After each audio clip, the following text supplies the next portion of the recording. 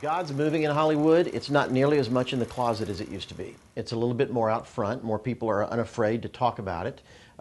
In the past, it's been very compartmentalized. God was okay if you did it on Sunday, like in most parts of the country.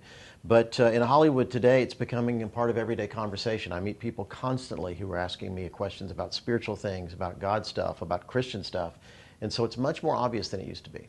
When we came to Hollywood in 1991, there was no Hollywood Prayer Network, there was no Actors Co-op, there was no Beacon, none of the fellowships and things that there are available here today. And so prayer for me was just who I was to begin with. That's who my source was. It was my lifeline to God, was my prayer. But there was no one else around. I think that's where Hollywood Prayer Network, when it came into existence, was so important. Because it allowed others to be able to be a part of something and know that there was somebody out there that could pray for them and that they could have a source to go to. Prayer is the most inexplicable in Hollywood, largely because people who don't care about you being a Christian, they don't care about godly things, they don't care about spiritual issues, still love it that you pray for them. So in many ways, prayer is the key that opens the door for reaching somebody in this town. They like prayer. Raging pagans want you to pray for them.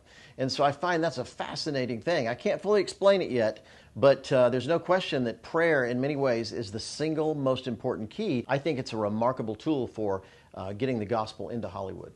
A lot of people ask the question, why do I need to pray for people in Hollywood? I mean, come on, either they're rich or they're famous or they're not believers, and people just don't understand what's happening here. And the truth is there are hundreds, probably thousands of really dedicated Christians inside this industry.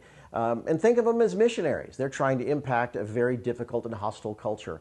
And so they need prayer more than anybody. There may be, certainly I pray for a missionary in a third world country, reaching people in a very difficult situation. But in many ways, that's no different from the atmosphere and the environment people are in here in Hollywood. So absolutely, I would encourage people to pray for people in the Hollywood network, professionals in the industry, people who are connected to this ministry, because it's absolutely doing a remarkable work.